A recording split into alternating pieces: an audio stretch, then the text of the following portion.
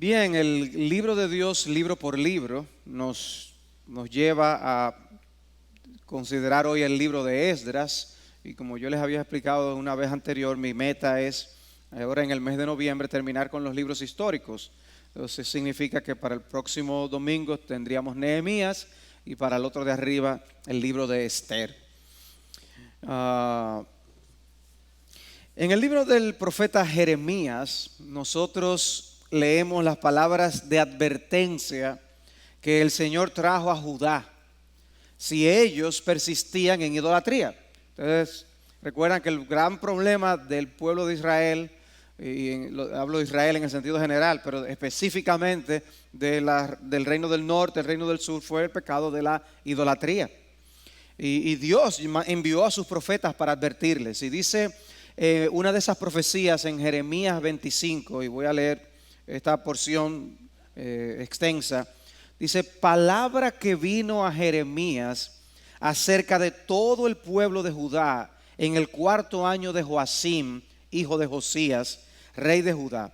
Ese era el primer año de Nabucodonosor, rey de Babilonia, la cual el profeta Jeremías habló a todo el pueblo de Judá y a todos los habitantes de Jerusalén, diciendo: desde el año 13 de Josías, hijo de Amón, rey de Judá, hasta hoy, en estos 23 años, ha venido a mí la palabra del Señor y os he hablado repetidas veces, pero no habéis escuchado.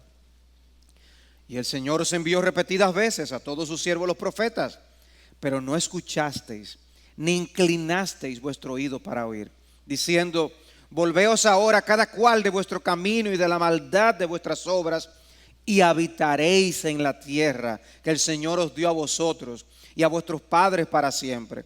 No vayáis tras otros dioses para servirles y postraros ante ellos. No me provoquéis a ira con la obra de vuestras manos, y no os haré ningún mal. Pero no me habéis escuchado, declara el Señor. De modo que me provocasteis a ira con la obra de vuestras manos para vuestro propio mal. Por tanto, así dice el Señor de los ejércitos: por cuanto no habéis obedecido mis palabras, he aquí mandaré a buscar a todas las familias del norte, declara el Señor, y a Nabucodonosor, rey de Babilonia, siervo mío, y los traeré contra esta tierra, contra sus habitantes y contra todas estas naciones de alrededor. Los destruiré por completo y los haré objeto de horror, de burla y de eterna desolación. Y haré cesar de ellos la voz de gozo y la voz de alegría, la voz del novio y la voz de la novia, del sonido de las piedras de molino y la luz de la lámpara. Toda esta tierra será desolación y horror, y estas naciones servirán al rey de Babilonia 70 años. Estas son parte del lenguaje profético que nosotros encontramos luego en el libro de Apocalipsis, para hablar de cómo el Señor destruirá este sistema mundial que se levanta en contra del Señor. Y usa el ejemplo de Babilonia. Aquí vemos a Dios prometiendo que Él se encargará de actuar en contra de este pecado de Israel por medio de los babilonios, y cómo luego destruirá a los mismos babilonios. Y dice: y dejará de ser las fiestas, la algarabía, todo será horror y desolación. ¿Y qué pasó? El Señor cumplió su palabra. Pero la profecía tenía algo más. El versículo siguiente dice: después que se hayan cumplido los 70 años, castigaré al rey de Babilonia y a esa nación por su iniquidad, declara el Señor. Y a la tierra de los caldeos la haré una desolación eterna. Y traeré sobre esa tierra todas las palabras que he hablado contra ella. Todo lo que está escrito en este libro que Jeremías ha profetizado contra todas las naciones. Pues también a ellos los harán esclavos muchas naciones y grandes reyes, y les pagaré conforme a sus hechos y conforme a la palabra de sus manos. Ya que Dios dice: yo les profetizo que ustedes serán invadidos y destruidos por Babilonia, pero yo también profetizo que yo destruiré a Babilonia y habrá un fin de ese exilio y de esa esclavitud en 70 años. Y luego también en el capítulo 29 de Jeremías dice en el versículo 10: así dice el Señor, cuando se le hayan cumplido a Babilonia 70 años, yo os visitaré y cumpliré mi buena palabra de haceros volver a este lugar. una promesa de Dios de que después de esos 70 años Dios los restauraría. Ahora, no minimicemos lo que está viviendo el pueblo de Israel, 70 años en el exilio. Imagínense que a nosotros nos invadan y nos tomen a todos nosotros y nos lleven al otro lado del mundo y nos desarraiguen de nuestra tierra y nos traten de imponer otras costumbres. Eso fue lo que pasó con el pueblo de Israel por causa de su pecado. Pero Dios profetizó ambas cosas, el castigo y la restauración. Isaías en el capítulo 45 hace mención explícita de Ciro, este rey persa, como alguien que él iba a levantar para hacer su voluntad en las naciones. Y cómo lo hizo tantos años antes de que realmente se levantara Ciro. Una profecía del profeta Isaías, que por eso algunos tratan de desacreditar el libro diciendo, no, eso lo escribieron después que se levantó Ciro, para hacer creer que es una profecía. Pero el Señor llama a Ciro su ungido, a quien he tomado por la diestra para someter ante él naciones y para desatar lomos de reyes. Dios entonces, el soberano, utilizando a los reyes de la tierra para hacer su voluntad. Y añade en el versículo 13 Isaías, yo lo he despertado en justicia y todos sus caminos allanaré. Yo lo voy a preparar y le voy a allanar el camino. Él edificará mi ciudad y dejará libres a mis desterrados sin pago ni recompensa, dice el Señor de los ejércitos.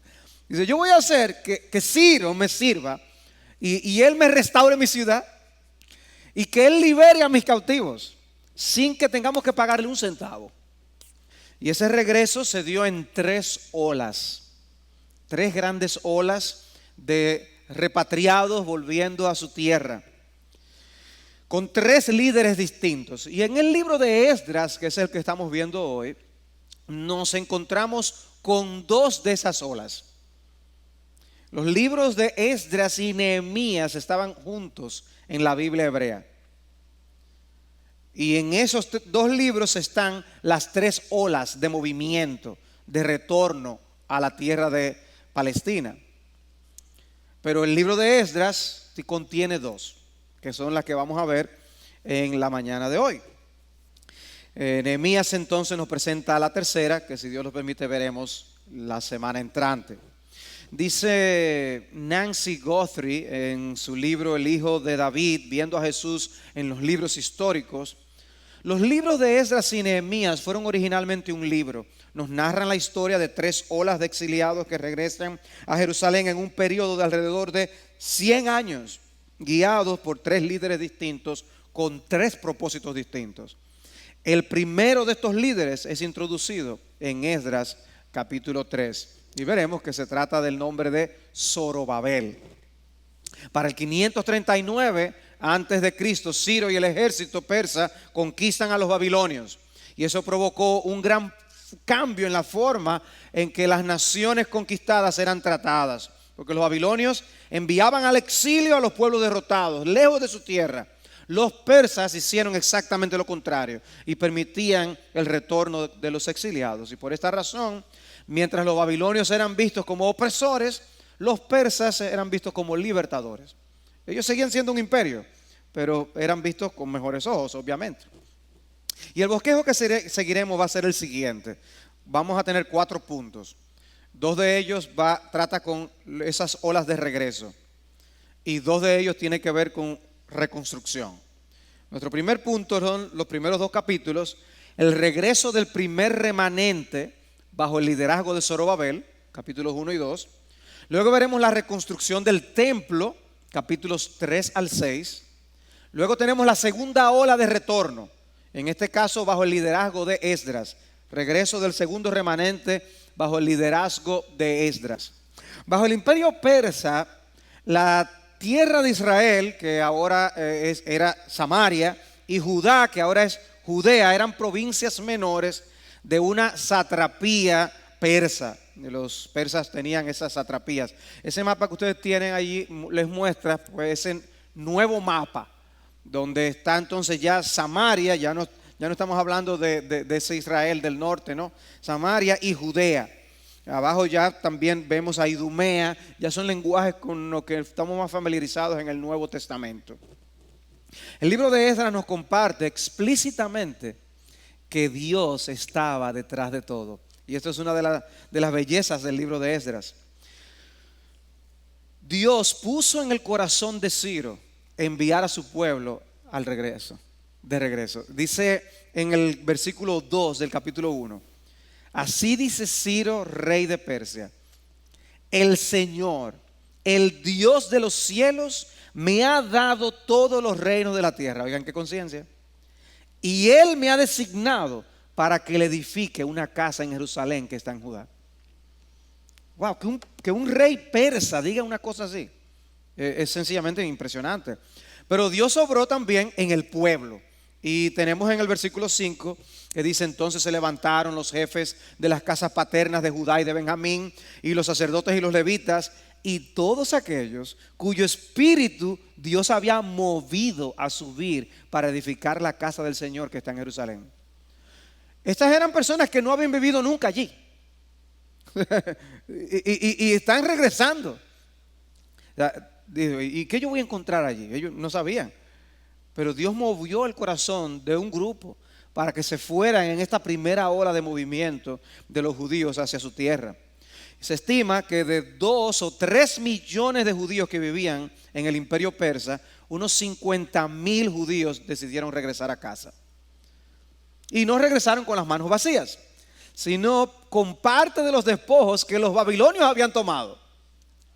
Se les he dado a ellos, más ofrendas voluntarias que los demás judíos les dieron. Al final del capítulo 1 se nos da una idea del inventario que ellos pudieron llevarse.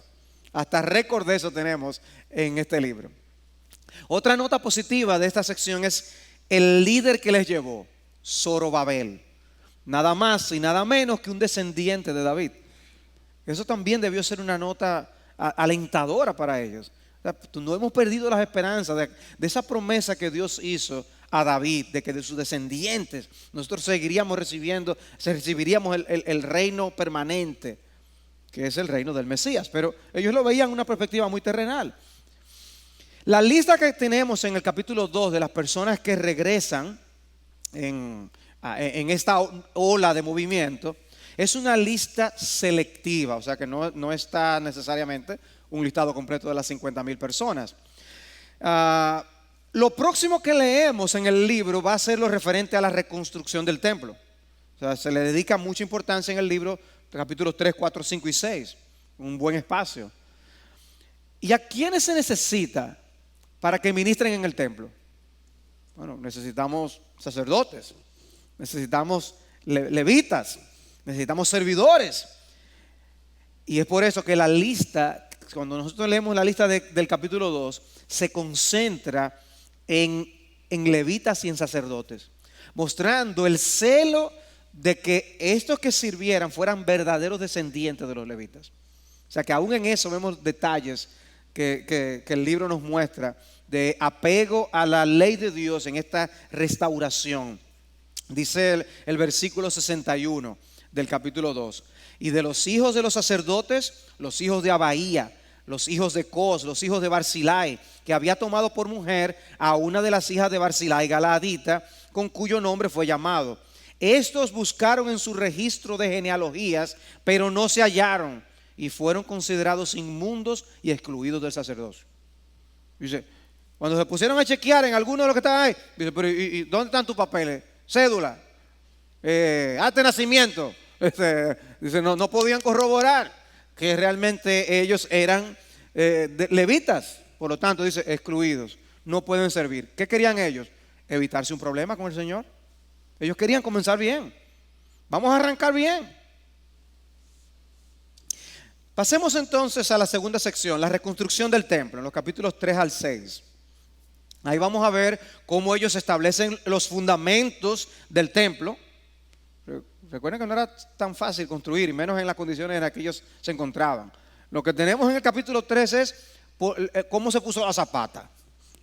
Eso fue lo que encontramos en el capítulo 3. En el capítulo 4 ya vemos cómo los enemigos interfieren y detienen el proyecto. El capítulo 5 vemos cómo la obra se reanuda y cómo los líderes locales buscan confirmación del secreto de Ciro. O sea, ellos estaban tratando de desacreditar la obra diciendo, esta gente está trabajando sin permiso. Y eso hace que se busque la confirmación del decreto de Ciro que se había dado años antes. Y en el capítulo 6 encontramos cómo el rey Darío descubre el decreto de Ciro y lo reafirma, y cómo la obra es completada. Eso es los capítulos 3 al 6.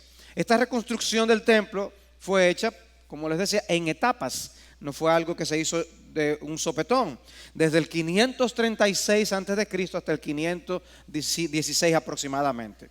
Se hizo el altar primero, y eso es interesante, para restaurar los sacrificios. O sea, ellos no tenían templo, pero tenían el altar para poder empezar a hacer sacrificios inmediatamente.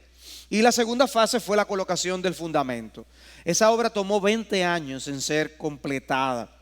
Dice el capítulo 3, versículo 2: entonces Jesúa, hijo de Josadá, con sus hermanos, los sacerdotes, y Zorobabel, hijo de Salatiel, con sus hermanos, se levantaron y edificaron el altar del Dios de Israel para ofrecer holocaustos sobre él, como está escrito en la ley de Moisés, hombre de Dios. Ellos querían empezar a practicar la palabra de Dios. Recuerden, se está hablando de aquí, de tratar de restaurar a un pueblo que estaba deshecho, y ellos quieren hacerlo conforme a la palabra de Dios. Ellos vuelven a celebrar la fiesta de los tabernáculos. En el versículo 4 lo vemos. Una obra de la que encontramos, una fiesta de la que encontramos el significado en el libro de Levítico, que dice que ellos debían hacer esa fiesta por 7 días, y dice, para recordar cómo Dios los sacó de la tierra de Egipto. Yo soy vuestro Dios, que soy vuestro Salvador. Imagínense el significado de esa fiesta, celebrándolo ahora después del regreso de tantos años de exilio. Debía ser una fiesta con mucho significado. Ahora estaban de regreso entonces en la tierra y están celebrando. Creo que tengo una imagen, ¿no?, de lo que era esta parte del templo. Ellos hicieron el altar en primer lugar. Pusieron entonces el fundamento de la obra y celebraron el hecho de que pudieron poner el fundamento. O sea, normalmente no se celebra el hecho de que se haga una zapata, pero ellos quisieron celebrar esta ocasión. Y dice en el versículo 10 del capítulo 3: cuando los albañiles habían echado los cimientos del templo del Señor, se presentaron los sacerdotes en sus vestiduras, con trompetas, y los levitas, hijos de Asaf, con címbalos, para alabar al Señor conforme a las instrucciones del rey David de Israel. Y cantaban, alabando y dando gracias al Señor, porque Él es bueno, porque para siempre es su misericordia sobre Israel. Y todo el pueblo aclamaba a gran voz, alabando al Señor, porque se habían echado los cimientos de la casa del Señor. Solo tenían los cimientos, pero ellos estaban celebrando. Era algo para celebrar. Ellos no tenían nada, y ya están empezando a ver algo de esta reconstrucción. Ahora, eso no le gustó a los enemigos. En ese punto, los enemigos deciden actuar, que es lo que leemos en el capítulo 4. Primero, ellos se ofrecen a ayudarles, tratando de hacer creer de que tenían buenas intenciones.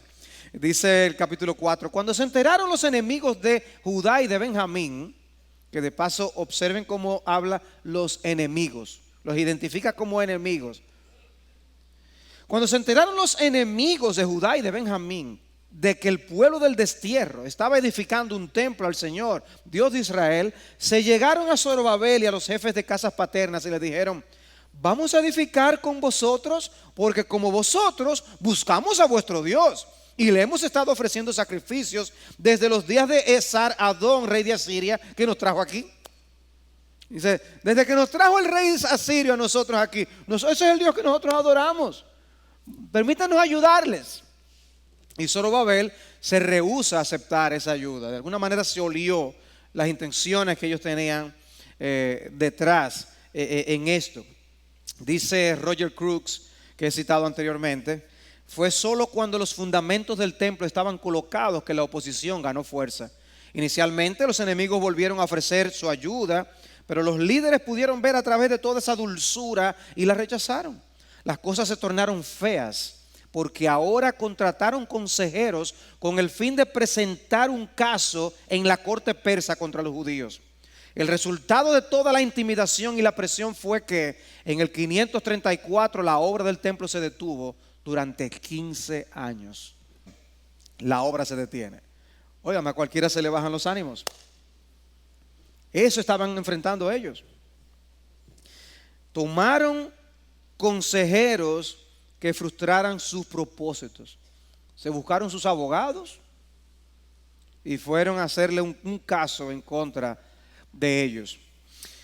En el versículo 5 se habla de Ciro y de Darío. En el versículo 6 habla del rey Asuero.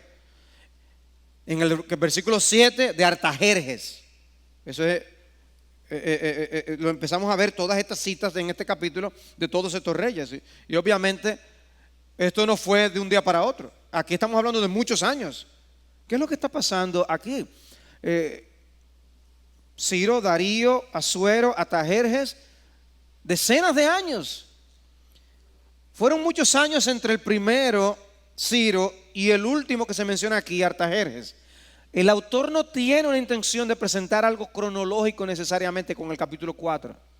Él ha seleccionado aspectos de la oposición y lo destaca en el capítulo 4. Él pudiera darnos pequeñas porciones de la oposición que ellos enfrentaron, pero él lo hizo fue que lo puso todo en un capítulo para que nosotros viéramos que esta obra de Dios se hizo con oposición. Pero no podemos leerla como si fuera todo de sopetón, sino que hay muchos años a veces entre un versículo y el otro. Los enemigos enviaron una carta al rey Artajerjes para tratar de impedir la reconstrucción. Esto pasó mucho después de lo de Zorobabel. Fue escrita en arameo. Pero lo interesante es que cuando esa carta es citada aquí en el capítulo 4, en el capítulo 4 de Esdras, el lenguaje del libro cambia de hebreo a arameo. Y la carta es escrita en arameo, la ponen como fue escrita. Y el libro sigue en arameo. O sea que no volvió a hablar en hebreo, sino que se mantuvo en este lenguaje del arameo para como seguir la idea. Y continúa así hasta el capítulo 6, versículo 18, donde el libro vuelve y retoma en el hebreo y sigue el texto. O sea que este libro contiene dos idiomas, tiene arameo y tiene hebreo. Las acusaciones de la carta que ellos enviaron al rey fueron las siguientes. Mira, los judíos no van a pagar impuestos, no van a pagar tributo ni peaje.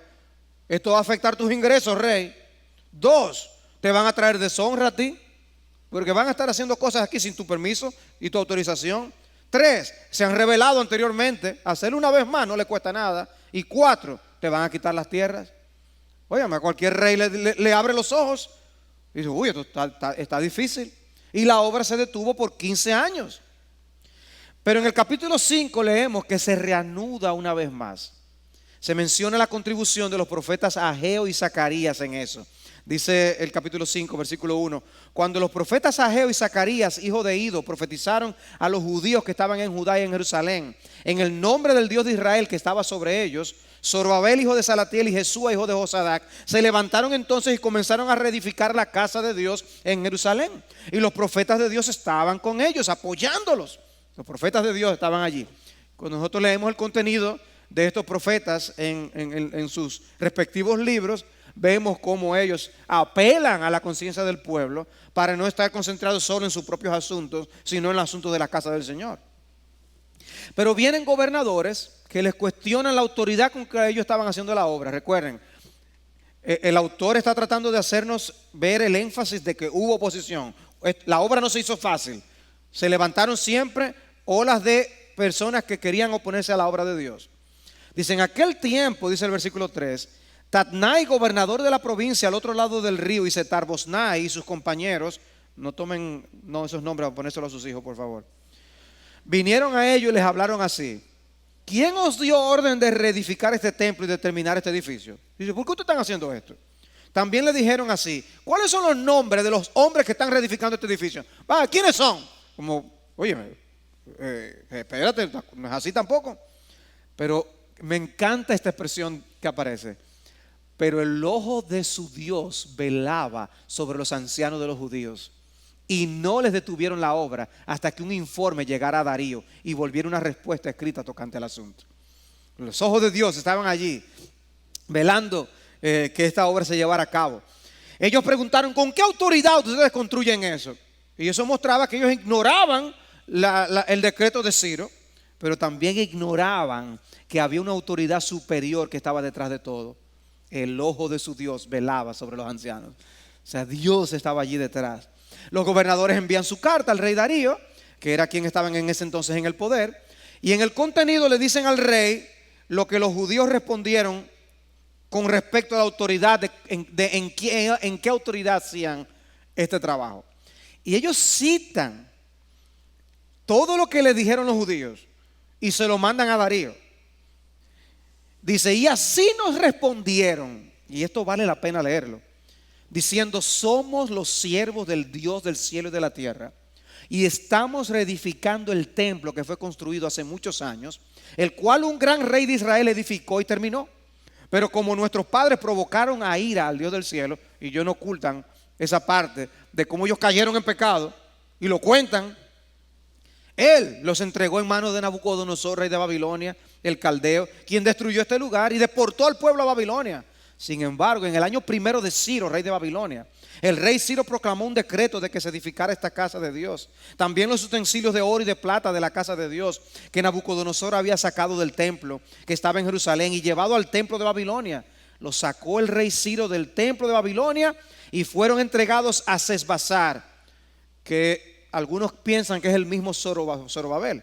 Dice: a quien había puesto por gobernador, y le dijo: toma estos utensilios, ve y colócalos en el templo que está en Jerusalén, y que sea la casa de Dios reedificada en su lugar. O sea, cómo ellos incluyen toda esta cita, todo este recuento en la carta que envían a Darío. Hablan también de que solo han podido poner el fundamento, y luego los gobernadores dan un paso que termina favoreciendo a los judíos. Le piden al rey Darío indagar si realmente Ciro había dado semejante decreto. La respuesta la encontramos en el capítulo 6. El decreto de Ciro es encontrado y Darío lo corrobora con un decreto suyo, que, hermanos, también vale la pena leer. ¿Qué decreto? Dice, le escribe y se la dedica a Tatnai, el gobernador de la provincia, y le dice: miren, no impidáis esta obra de la casa de Dios, y que el gobernador de los judíos y los ancianos de los judíos reedifiquen esta casa de Dios en su lugar. Además, este es mi decreto en cuanto a lo que habéis de hacer por estos ancianos de Judá en la reedificación de esta casa de Dios. Del tesoro real de los tributos del otro lado del río se han de pagar todos los gastos a este pueblo, y esto sin demora. O sea, que también saquen dinero y ayúdenlos. Y todo lo que se necesite, novillos, carneros, corderos para el holocausto, al Dios del cielo, y trigo, sal y vino y aceite de unción, según lo pidan los sacerdotes que están en Jerusalén, se les dará día por día sin falta, para que puedan ofrecer sacrificios agradables al Dios del cielo y orar por la vida del rey y de sus hijos. Señor, eso es impresionante. Y he proclamado un decreto de que cualquiera que quebrante este edicto de su casa se arranque un madero y levantándolo sea colgado en él, y que su casa sea reducida a escombros a causa de esto. Y que el Dios que ha hecho morar allí su nombre derribe a todo rey o pueblo que trate de cambiarlo para destruir esta casa de Dios en Jerusalén. Yo, Darío, he proclamado este decreto, que sea ejecutado con toda exactitud. ¿Es Dios rey sobre toda la tierra o no? Impresionante, impresionante. La conclusión de la obra queda registrada en los versículos 14 y 15 del capítulo 6. Dice, allí se narra explícitamente: este templo fue terminado el tercer día del mes de Adar, etcétera, etcétera. El capítulo concluye con la dedicación de la obra, con una gran celebración, y dice: los desterrados celebraron la Pascua. Me encanta como dice: los desterrados, los que no tenían tierra, están en su tierra celebrando la Pascua. Sobre esto la Biblia de Estudio ESV comenta: esto muestra que la comunidad era esencialmente religiosa.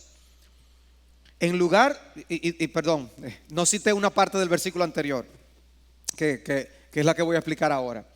Que cuando dice que los del destierro estaban celebrando la Pascua, El versículo 21 dice esta nota: comieron la Pascua los hijos de Israel que habían vuelto del destierro, y todos aquellos que se habían apartado de la impureza de las naciones de la tierra para unirse a ellos, para buscar al Señor Dios de Israel. O sea, que no eran solamente judíos, habían de otras naciones. Por eso dice la Biblia de estudio ESV. Esto muestra que la comunidad era esencialmente religiosa, en lugar de estar basada meramente en nacimiento físico o linaje, y que los extranjeros se podían convertir a la misma. Y a ellos se les habían unido de otras naciones que estaban siguiendo ahora al Señor. Una pequeña muestra de cómo Dios es el Dios de todo el universo. Luego tenemos el regreso del segundo remanente en los capítulos 7 y 8. Allí este es ya no bajo el liderazgo de Zorobabel, sino el liderazgo de Esdras. El rey Artajerjes da autoridad a Esdras para establecer la ley mosaica. Dice: ustedes se pueden regir por sus leyes. Y luego vemos a Esdras viajando a Jerusalén con esta nueva ola de los que retornan en el capítulo 8. El capítulo 7 simplemente dice, inicia con: después de estas cosas. Lo único que después de estas cosas pasaron 50 años.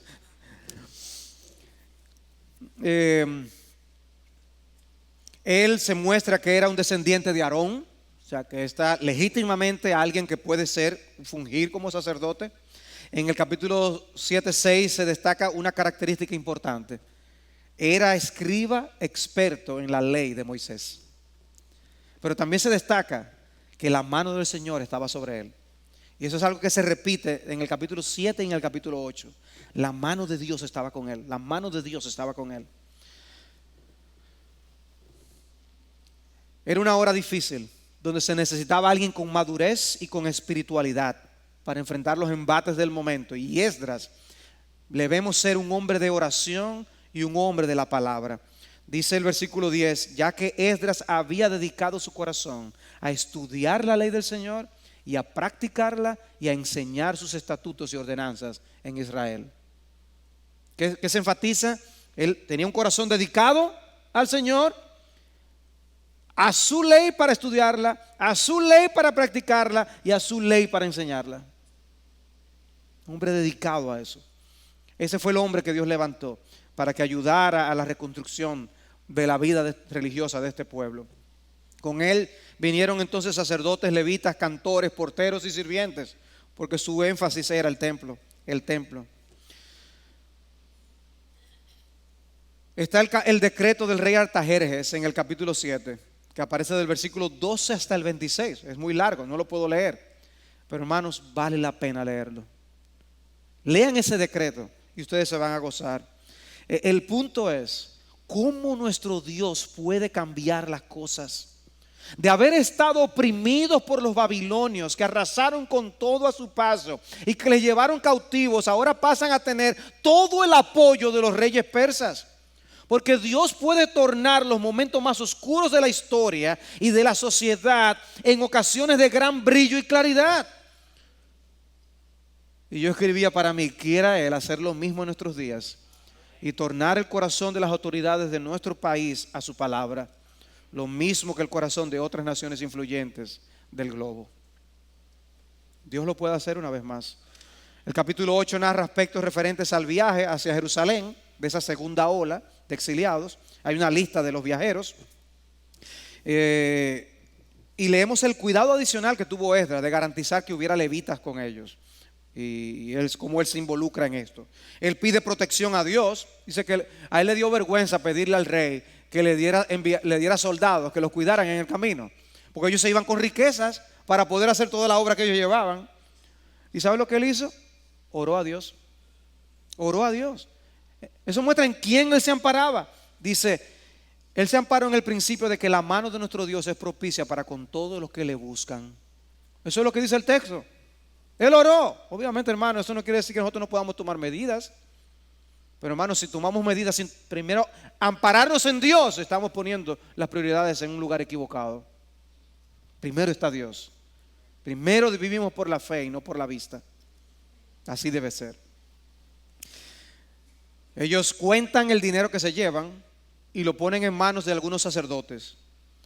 Y dice que cuando llegan vuelven y cuentan. y estaba todo el dinero allí. Como diciendo, estos hombres que se habían ido son dignos de confianza. Finalmente, la reconstrucción espiritual de la nación en los últimos 2 capítulos. Hubo una reconstrucción física con el templo, pero también hubo una reconstrucción espiritual. Esdras descubre el problema de los matrimonios mixtos. Se estaban mezclando con otras naciones, estaban dando sus hijos y sus hijas a extranjeros. Y luego cómo el pueblo acuerda disolver esos matrimonios mixtos. Esdras dice que escuchó ese reporte, un reporte que lo dejó atónito y que le llevó a rasgar su vestido y arrancarse pelo de la cabeza y de la barba. Yo no hice eso, por cierto. Y quedó así de atónito por un buen tiempo, dice. ¿Y qué fue lo que pasó? Que Esdras se pone de esa manera. Dice, que el sacerdotes y levitas y el pueblo han tomado mujeres de entre las hijas de ellos para sí y para sus hijos, y el linaje santo se ha mezclado con los pueblos de la tierra. Dice que eso le cayó como una bomba a Esdras. Convocó a una reunión de oración y dice que se reunieron con él todos los que temblaban ante las palabras del Dios de Israel por causa de la infidelidad de los desterrados. Wow. Sensibilidad espiritual obrada por el Espíritu de Dios y que les lleva a buscar el rostro de Dios en oración. Dice, a la hora de la ofrenda de la tarde me levanté de mi humillación con mi vestido y mis manos rasgados y caí de rodillas y extendí mis manos al Señor mi Dios y dije, Dios mío, estoy avergonzado y confuso para poder levantar mi rostro a ti, mi Dios, porque nuestras iniquidades se han multiplicado por encima de nuestras cabezas y nuestra culpa ha crecido hasta los cielos.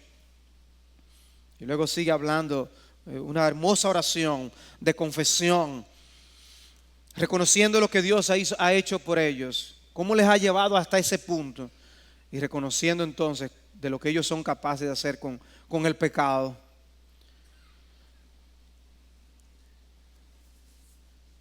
Pueden leer esta oración que aparece en el capítulo 9 hasta el versículo 15. Esdras cita la prohibición de que ellos no debían mezclarse, que está en Deuteronomio capítulo 7, y la cita en su oración. Él conocía muy bien la ley. Pero el punto es que la palabra de Dios estaba de por medio y la palabra de Dios había sido menospreciada. Ahora, me llamó la atención que todo el pueblo estaba allí con él, incluyendo los niños. Dice que los niños aún estaban allí, siendo testigos de una oración de confesión como la que él hizo. Dice que se levantó Secanías y confesó que ellos habían sido infieles y hizo una propuesta. Hagamos un pacto con nuestro Dios de despedir a todas las mujeres y a sus hijos. La moción pasó y Esdras les hizo el llamado a separarse de los pueblos de esa tierra y de las mujeres extranjeras. Todos se comprometieron con la excepción de algunos cuantos. Pero los casos de infidelidad en ese término eran tan numerosos que la limpieza tomó 3 meses para poder ellos realmente separarse de estas mujeres y aún de esos niños. El énfasis de esta sección es la necesidad de separación. Nehemías reconstruyó murallas físicas que le estudiaremos la semana próxima. Pero Esdras estaba reconstruyendo murallas espirituales contra las amenazas del paganismo de las naciones vecinas. Ellos habían ido al exilio por causa de la idolatría y él está ahora preocupado que no sea que ellos volvieran a caer en idolatría y la postrera situación fuera peor. El libro tiene la intención de alentar al pueblo a ser fiel al Señor y a su pacto. Debió mantenerse enfocados con las prioridades correctas. Y, amados hermanos, nosotros también tenemos que hacer lo mismo. Nosotros también podemos ser desviados de no vivir conforme a las prioridades correctas en nuestras vidas personales, en nuestras vidas familiares y en nuestra vida como iglesia. Primero lo primero, amados. Primero lo primero. El pueblo de Israel se dedicó a ellos mismos y perdió el foco. Y no hay nada, absolutamente nada que nos garantice que nosotros no podemos cometer el mismo pecado. Debemos pedir a Dios que nos mantenga enfocados, dando importancia a lo primero y separándonos del pecado. El exilio parecía ser el final de la historia para Israel. ¿Dejaría a Dios de cumplir sus promesas? De ninguna manera. Y Esdras nos enseña que Israel tuvo un nuevo comienzo. El plan de Dios continuaba en pie. Todavía no tenían la plena libertad, pero ya el Mesías viene en camino. Y eso me lleva a mencionar brevemente Jesús en el libro de Esdras. Jesús en el libro de Esdras. Yo estoy de acuerdo con Leland Ryken en su libro. Él dice: necesitamos resistir la tentación de tratar de ver a Cristo de forma prominente en cada libro del Antiguo Testamento. El libro de Esdras recoge un capítulo importante en la historia de la nación del pacto por medio de la cual Cristo eventualmente nació. El tal es un tema suficientemente mesiánico y no hay necesidad de alegorizar para hacer que detalles específicos cuadren con la vida de Cristo. El Nuevo Testamento no contiene referencias explícitas al libro de Esdras, pero es útil recordar que el Nuevo Testamento presenta a Jesús como templo y sacerdote. En otras palabras, aunque encontramos a Cristo como el tema de toda la Biblia, incluyendo el Antiguo Testamento en general, debemos tener cuidado de poner a Cristo donde Él no está. Y muy buenos hombres han caído en ese extremo. Sin embargo, me gustaría compartir lo siguiente. Primero, una cita de Nancy Guthrie en su libro La Biblia en un año, descubriendo a Jesús en el Antiguo Testamento. Ella dice: mientras Esdras guiaba a las personas que enseñaba hacia la ley de Dios y hacia el Dios de la ley, Jesús señalaba hacia sí mismo como el cumplimiento de todo lo que la ley enseñaba y como aquel que vino de Dios y que era Dios. Dice: si Esdras enseñaba con autoridad, Jesús más. En segundo lugar, el templo continuaba siendo un lugar central en la vida religiosa del pueblo de Israel. Y nosotros vemos en Efesios capítulo 2 cómo ahora la iglesia es llamada un templo santo que va creciendo en el Señor, y cómo somos edificados para morada de Dios en el Espíritu. Como Cristo es nuestro templo, pero la iglesia es el templo, porque nosotros y Cristo estamos unidos para siempre, eternamente. La iglesia es el cuerpo de la cabeza, que es Jesús. Y ahora aún nosotros mismos somos llamados templo del Señor. Impresionante. Pero finalmente, aunque esta recolección de judíos desde el exilio en 3 grandes olas fue gloriosa, creo que esta liberación languidece y palidece en comparación con la que se llevará a cabo cuando Cristo vuelva en su segunda venida. Hay un lenguaje profético en Isaías 11:12. Alzará un estandarte ante las naciones, reunirá a los desterrados de Israel y juntará a los dispersos de Judá de los 4 confines de la tierra. Y el judío que leía esto decía: sí, vamos a la tierra, regresemos. Se cumplió con Esdras. Un momento. Jesús toma prestado el mismo lenguaje para hablar de lo que ocurrirá al final de los tiempos. Y dice en Mateo capítulo 24: aparecerá en el cielo la señal del Hijo del Hombre, y entonces todas las tribus de la tierra harán duelo y verán al Hijo del Hombre que viene sobre las nubes del cielo con poder y gran gloria. Y Él enviará a sus ángeles con una gran trompeta y reunirán a sus escogidos de los 4 vientos, desde un extremo de los cielos hasta el otro. Dice Cristo: el verdadero retorno del exilio ocurrirá cuando yo vuelva y yo recoja a todos los míos para que estemos juntos para siempre. Y el lenguaje de Tesalonicenses dice: y así estaremos con el Señor para siempre. Hermanos, Dios ha estado obrando en esta historia. Y Dios ha estado obrando a través del pueblo de Israel. Pero para la postre traernos a nuestro bendito Redentor, en quien todos nosotros seremos rescatados del exilio, de vivir en la esclavitud del pecado, para tener una libertad gloriosa para siempre en su presencia.